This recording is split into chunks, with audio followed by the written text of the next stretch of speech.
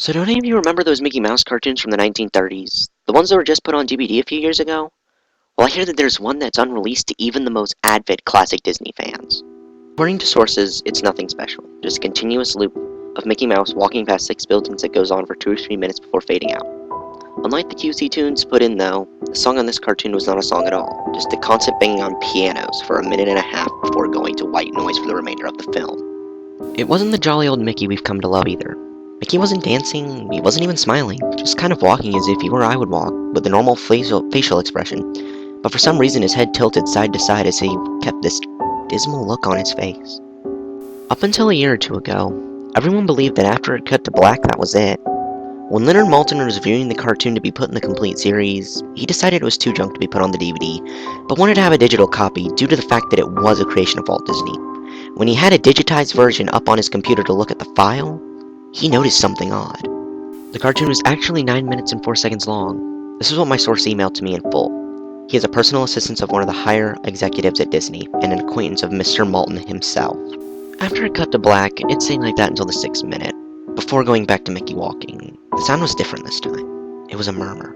It wasn't a language, but more like a gurgled cry. As the noise got more indistinguishable and louder for the next minute, the picture began to get weird. The sidewalk started to go in directions that seemed impossible based on the physics of Mickey walking, and the dismal face of the mouse was starting to curl into a smile.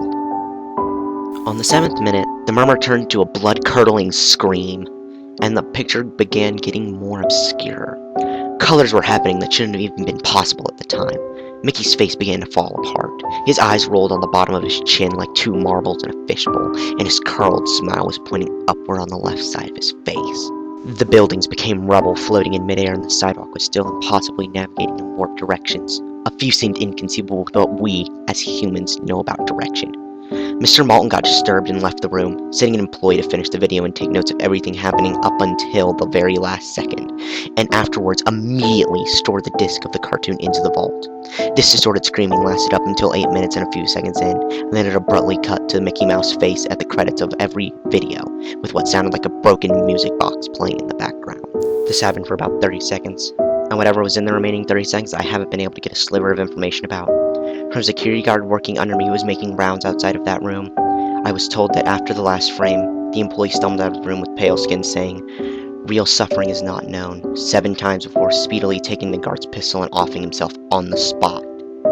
The only thing I could get out of Leonard Maltin was the last frame was a piece of Russian text that roughly said, "The sights of hell bring its viewers back in." As far as I know, no one else has been able to view it, but there have been dozens of attempts at getting the file on rapid share by employees inside the studios, all of whom have been promptly terminated of their jobs.